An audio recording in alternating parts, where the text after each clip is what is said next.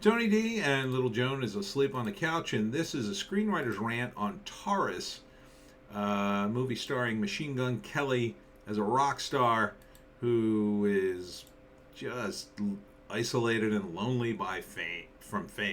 Smash like and subscribe. Thank you for smash liking and subscribing. Check out my books, links in the description. Comedy horror in South Jersey. It's The Pineys, books 1 through 10, available at Amazon.com. Don't forget, Kindle Unlimited is free. All right. So, he doesn't look bad in this. I mean, it's obviously something he could do. He's not doing a tremendous amount of acting, except the kind of acting he probably normally does on stage. Being a rock star is a thing. It's a whole image. They're kind of putting on a show while they're just being out in public. The synopsis says a rising but troubled musician searches for inspiration to record one last song, pushing himself deep into the void, a work of fiction that explores fame, addiction, the artistic process, and the music industry. Taurus is a soulful and universal cautionary tale.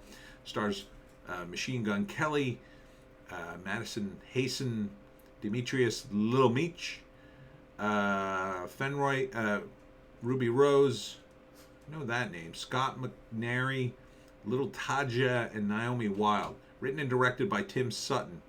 Available in theaters and on demand and digital November 18th. It doesn't look awful. I mean, it looks like it's hitting the right notes for a story like this. Now, this isn't my kind of story. It's a drama. I can take or leave dramas a lot of times, unless they're really, really good. It does look like it's hitting the right notes. Like he can't really be himself. He's just unhappy with fame, but he'd probably just be as unhappy without it. Kind of just can't process it because it does isolate you. It does, keep you from connecting with people. Like, how do you connect with people when you're? I mean, even Machine Gun Kelly's pretty famous now. Him and Megan Fox. Like, how do you can't connect with normal people? They can't go out on a double date with two randos from down the street. It just won't happen. They'll be getting all the attention, and the other two people they'll be nobodies. So it's on top of the fact, I mean, he looks like a rock star too. So there's only so many things he can play, but he seems to be playing it fairly well. He's not overacting. It is a trailer, so maybe in a long scene you might start to see the edges fray, but you don't need a tremendous amount of range to do this. He's essentially a rock star already, so all he has to do is channel some of the feelings he already has. I know it sounds like I'm defending him, but I don't really see anything bad about the trailer for what it is. Again, it's not like, oh, I got to see a story about a rock star and his tragic fall. I could sort of take or leave that. I mean, I've sort of already seen it in real life, so it's like, so what? But I mean, it doesn't look awful. It looks like a different, and I can kind of relate to the whole thing about the artistic process, you're trying to think of things and you need people to sort of understand around you, and they kind of don't, because maybe they're not artistic and they're just like, well, why don't you just do it and let's go out? Why don't you just do it? And artistic inspiration doesn't happen in convenient times a lot of times. It can conflict with family events and holidays, and it can buttress up against your relationship and screw things up. It can have impact, so I can kind of relate to that portion of it. So it's not totally out of bounds for me. All the money is. I can't relate to the money part, but so it didn't look bad. I mean, first act, it's going to be, you got this guy. I guess his name is Taurus. I guess that's his rock name, and he's famous. And maybe he goes out for a little celebration or something, and they have to pull him back from like hurting himself because he's too drunk or too high, and like, oh man, what are you doing? He's like, I'm miserable. Well, you got to write this last song.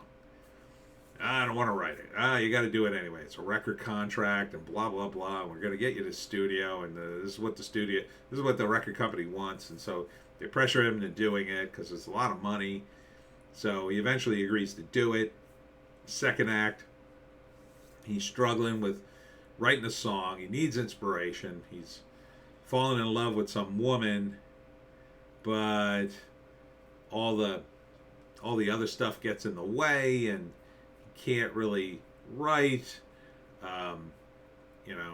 They go out, they drink, they take drugs. He's addicted, I guess. Yeah, fame, addiction. So he's probably addicted to drugs, and so that's interfering with it too. And maybe the girl is enabling him, and then there's another girl who's supposed to be watching out for him, like his handler, and she just can't. It's just only so many hours in the day she can watch him, and the moment she goes to sleep, boom, he's out the door. I've heard stories about Guns N' Roses in those days from people who wrote books about him, and I mean, some of the stories are they're crazy. They're like, you think, oh, they're gonna have wild times, have sex with lots of girls. Oh, well, this is like way beyond that. This is like, holy F, dude, what the hell's wrong with you people? And but it can warp you. That's imagine what it's like to tour 100 cities and be worth millions of dollars, but like all you do is perform constantly, and then when you're not performing, you're just sitting in the hotel room waiting to perform. It's kind of a grind. And if you don't have a life and a family to sort of ground you, and even if you do, that puts a lot of strain on them. They can't come to see you all the time. The kids got to go to school, and so it's a lot going on. And then the third act is, it can kind of go either way. Either he dies, he finishes the song and then dies, and then the song's a great hit because it's, he put everything he had into it and he dies, or maybe he's just repeating the same patterns, or maybe he finally gets clean and escapes the life. So artists do live kind of on the extremes. We're a bunch of weirdos. So for various reasons, and I don't know what it is. I guess it's partly the work. It's like, you can't just go out and do the work. You need to actually make money, and in that process, a lot of these guys get, especially the musicians, they get caught up in a system that isn't really conducive to the creative process. It's more conducive to the studio making money.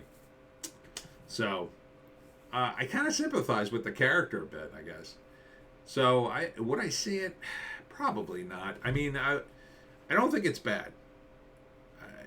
Maybe if it was on one of the streaming services I have, I'd watch it. If it was, it looks like it could be pretty good. So I say if you like these kinds of movies, it's definitely something to check out. Okay? All right. That's it for me, Tony D, and Little Joan, somewhere in the house. Check us out on Odysee, Bitchute, and Rumble for our more bass takes. If you can imagine a more bass take than the ones you hear here. I will be at Point Pleasant Beach tomorrow, that's Sunday, from 1 to 2 at least. I'm a little unsure how it's going to go. I'm not sure about the Sunday live stream. I'd probably do it, but it's definitely going to be late. So figure a Sunday live stream at 7, perhaps, and then I'm plotting to do a live stream for Halloween. I'm plotting that. I got to figure out how to do it. Most of what I'm plotting, I'm going to have to figure out tomorrow. So look for my videos. Look for the live stream, I guess. Yeah, I'll do it. I'll do 2 live streams. What's the difference? They're only an hour. Yeah, look for that. I'm sorry, I'm a little fried. I got to get some sleep. I got to do another show tomorrow, and then I got to do more videos. All right, I'm out of here. We'll see you tomorrow.